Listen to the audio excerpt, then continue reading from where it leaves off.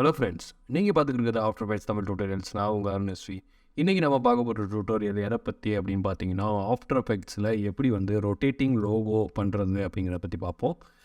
Rotating logo எப்பயும் வந்து எப்படின்னா, ஏதாவது 3D சாஃப்ட்வேர் தான் பண்ணுவாங்க. இதில் எப்படி ஆஃப்டர் எஃபெக்ட்ஸில் எந்த ஒரு எக்ஸ்டர்னல் ப்ளகின் எதுவும் இல்லாமல் எப்படி பண்ணுறதுங்கிறத பார்ப்போம். வாங்க. ஃபர்ஸ்ட்டு இந்த ப்ராஜெக்ட்லேயே நியூ காம்ப் வந்து க்ரியேட் பண்ணிக்கிறேன். இது நியூ காம்ப். இதில் க்ரியேட் பண்ணும்போது இங்கே 3D ரெண்டர் மித்ததெல்லாம் வந்து அப்படியே வச்சுக்கோங்க. இந்த உங்களுக்கு என்ன காம்போசிஷன் வேணுமோ செட்டிங்ஸ் வந்து மாற்றிக்கோங்க. நெக்ஸ்ட்டு இங்கே 3D ரெண்டர் அப்படின்னு ஒரு டேப் இருக்கும். அதை வந்து கிளிக் பண்ணிக்கோங்க. கிளிக் பண்ணிவிட்டு இதில் ரெண்டரில் கிளாசிக் 3Dன்னு வந்து டிஃபால்ட்டாக இருக்கும். அதை வந்து சினிமா 4D அப்படிங்கிறத மாற்றிக்கோங்க. இது வந்து ரொம்ப பழைய வருஷனாக வந்து நீங்கள் யூஸ் பண்ணிக்கிட்டு இருந்தீங்க அப்படின்னா இந்த சினிமா 4Dங்கிற ஆப்ஷன் வந்து இருக்காது. அதுக்கு பதில் இந்த கிளாசிக் 3Dயும் ரேட்ரேஸ் 3D மட்டும்தான் இருக்கும். அதனால் கொஞ்சம் முடிஞ்ச அளவு ஒரு 2018-19 அந்த மாதிரி வந்து நீங்கள் யூஸ் பண்ணிக்கோங்க. இப்போது சினிமா 4Dன்னு வச்சதுக்கப்புறம் இதில் ஓகே கொடுத்துக்கலாம். ஓகே கொடுத்துருங்க. இந்த மாதிரி வந்து காம்ப் இப்போ க்ரியேட் ஆகிடுச்சு. இப்போது நம்மளோட லோகோ வந்து உள்ளே வந்து கொண்டு வந்துக்கோங்க. இப்போ லோகோ வந்து வந்துடுச்சு. இந்த லோகோவோட சைஸை வந்து நான் கொஞ்சம் கம்மி பண்ணிக்கிறேன். எஸ்எம்கிட்ட ஸ்கேலில் வந்து கொஞ்சம் இந்த அளவுக்கு போதும். இந்த அளவு அதனால நான் வச்சுக்கிறேன். இப்போது நெக்ஸ்ட்டு இதை டைரெக்டாக அப்படியே வந்து நம்மளால் எக்ஸ்ட்ரூட் பண்ண முடியாது. அதாவது 3Dயை மாற்ற முடியாது. அதுக்கு பதிலாக நம்ம ஃபஸ்ட்டு வந்து இதுக்கு சுற்றி மாஸ்க் வந்து வரையணும். இதை வந்து நீங்கள் மேனுவலாக வந்து மாஸ்க் வரைகிறது வந்து கஷ்டம். அதுக்கு பதிலாக ஈஸியான ஒரு ஆப்ஷன் இருக்குது. அதுதான் இந்த லேயரில் போயிட்டு கீழே ஆட்டோ ட்ரேஸ் அப்படின்னு ஒரு ஆப்ஷன் இருக்கும். இந்த ஆட்டோ ட்ரேஸை வந்து கிளிக் பண்ணுங்கள். கிளிக் பண்ணிவிட்டு இந்த ஆல்ஃபாவே இருக்கட்டும். ஆல்ஃபா எதனால் அப்படின்னு பார்த்தீங்கன்னா, இந்த பின்னாடி வந்து ஒயிட் கிடையாது. நமக்கு வந்து பின்னாடி வந்து இது டிரான்ஸ்பரண்ட் தான் இந்த லோகோ. அதனால் வந்து ஆல்ஃபா வச்சுருக்கேன். சப்போஸ் நீங்கள் உங்களுக்கு பின்னாடி வந்து அந்த ஒயிட் இருந்துச்சு அப்படின்னா இந்த இடத்துல லூமினன்ஸ் கொடுத்துக்கோங்க. இப்போ நான் வந்து ஒயிட் இல்லை, டிரான்ஸ்பரண்ட்ங்கிறனால நான் வந்து ஆல்ஃபாவே வந்து நான் கொடுத்துக்கிறேன். இப்போது மற்ற எந்த செட்டிங்ஸையும் வந்து ஒன்றும் தொடாதீங்க. அப்படியே வச்சு ஓகே கொடுத்துருங்க. இப்போ ஓகே கொடுத்தோடனே இப்போது என்னென்னா இதை சுற்றி நமக்கு ஆட்டோ ட்ரேஸ் ஆகிடுச்சு. ஆக்சுவலாக இந்த மாதிரி இருக்கும். நான் Ctrl+Shift+H வந்து கொடுத்தனால ஹைடாக இருந்துச்சு. இப்போ நீங்கள் இது ஆட்டோ ட்ரேஸ் கொடுத்தோடனே இந்த மாதிரி வந்து நம்ம அதை சுற்றி ஒரு மாஸ்க் வந்து க்ரியேட் ஆகி இந்த மாதிரி நமக்கு வந்துடும். இப்போது இந்த மாதிரி வந்துடுச்சு. நெக்ஸ்ட்டு இந்த கீழே இருக்கிற இந்த இமேஜ் வந்து இப்போ நமக்கு தேவையில்லை. நம்ம டெலீட் கூட பண்ணிடலாம்.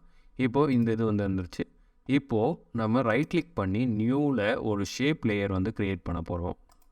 ஷேப் லேயர் வந்து க்ரியேட் பண்ணியாச்சு. இப்போது இந்த ஷேப்பு மட்டும்தான் நம்மளால் எக்ஸ்ட்ரூட் பண்ண முடியும். அதனால் இப்போது இதில் இருக்கிற மாஸ்க்கை வந்து ஷேப்பாக வந்து நம்ம மாற்ற போகிறோம். அதுக்கு தான் இப்போ பண்ணியிருக்கோம். இப்போது இந்த ட்ரேஸ் லேயரை ஓப்பன் பண்ணிக்கோங்க. ஓப்பன் பண்ணிவிட்டு இந்த மாஸ்க்குன்னு இருக்கும், அதை ஓப்பன் பண்ணிவிட்டு இந்த மாஸ்க் 1 வந்து ஓப்பன் பண்ணிக்கோங்க. இப்போது அதே மாதிரி இந்த ஷேப்பை வந்து ஓப்பன் பண்ணிவிட்டு இந்த கண்டென்ட்ஸில் ஆட் வந்து கொடுத்து ஒரு பாத் வந்து க்ரியேட் பண்ணிக்கிறோம்.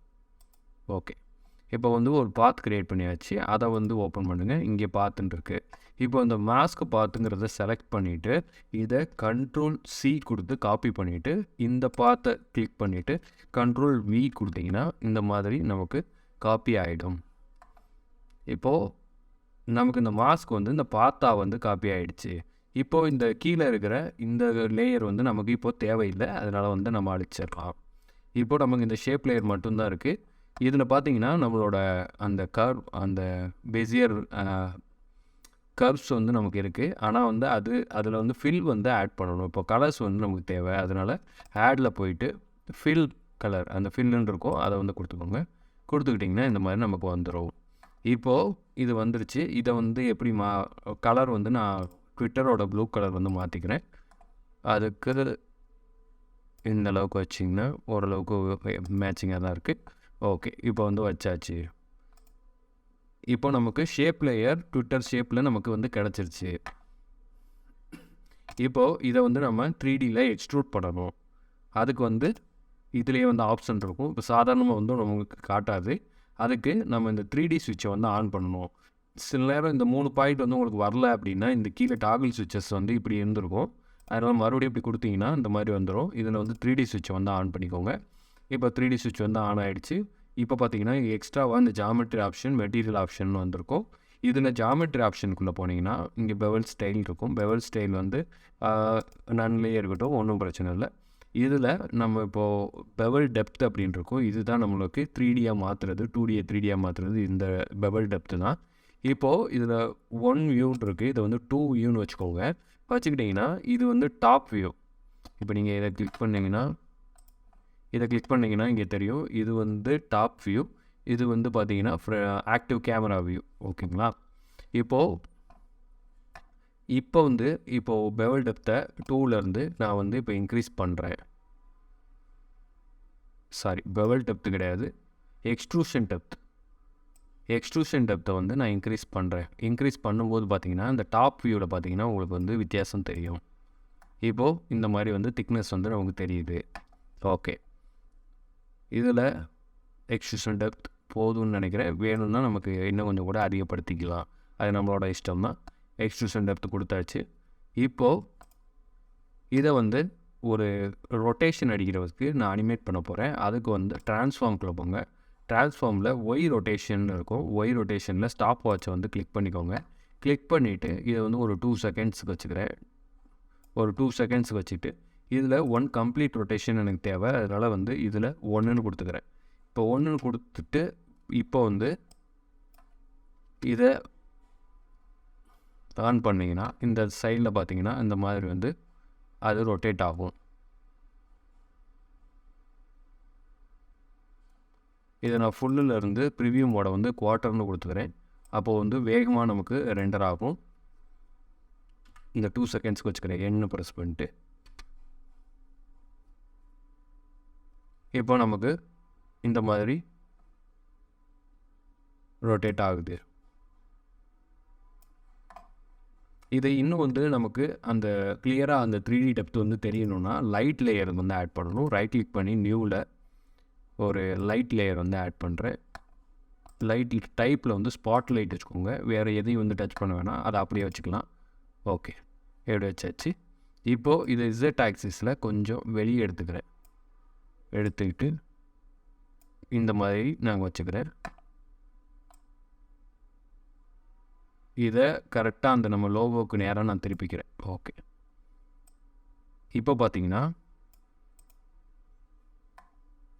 ரைட் கிளிக் பண்ணி நியூவில் ஒரு கேமரா வந்து க்ரியேட் பண்ணிக்கிறேன். இதில் எந்த செட்டிங்கும் மாற்ற வேணாம், அதை அப்படியே வச்சுக்கோங்க. ஒரு கேமரா வந்து ரெடி பண்ணியாச்சு. இப்போது இந்த லோகோ வந்து ரொம்ப நமக்கு பெருசாக தெரியுது, அதனால் Z ஆக்சிஸில் கொஞ்சம் பின்னாடி எடுத்துக்கிட்டீங்க அப்படின்னா நமக்கு இப்போது லோகோ வந்து போதுமான அளவுக்கு கிடச்சிருச்சு. இப்போது நமக்கு 3Dயில் நம்ம நினச்ச ரொட்டேஷன் வந்து நமக்கு கிடச்சாச்சு.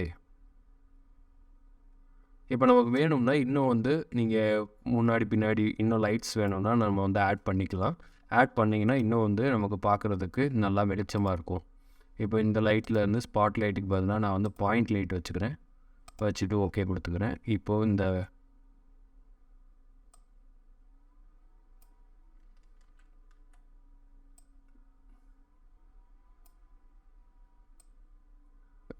இந்த மாதிரி வந்து பாயிண்ட் லைட்டை Ctrl D கொடுத்து இன்னொரு காப்பி வச்சு இந்த மாதிரி நமக்கு சுற்றியும் நமக்கு வச்சுக்கலாம். இப்போ நீங்கள் இந்த ஒரு 3D டெப்த்தில் நமக்கு வந்து லோகோ கிடச்சாச்சு. வேறு எந்த ஒரு ப்ளகினும் நம்ம யூஸ் பண்ணல, சிம்பிளாக வந்து நமக்கு 3D கிடச்சிருச்சு. இந்த டுட்டோரியல் இதோட முடிஞ்சிருச்சு. யூடியூப் சேனலை சப்ஸ்கிரைப் பண்ணுங்கள், ஃபாலோ பண்ணுங்கள், பெல் ஐக்கானை மறந்துடாமல் கிளிக் பண்ணுங்கள். இன்னும் ஃபேஸ்புக், ட்விட்டர், இன்ஸ்டாகிராமில் ஃபாலோ பண்ணுங்கள். உங்களுக்கு இந்த டுட்டோரியலில் ஏதாவது சந்தேகம்னா கீழே கமெண்ட்டில் வந்து டைப் பண்ணுங்கள். இன்னொரு டுட்டோரியலில் சந்திப்போம். பாய்.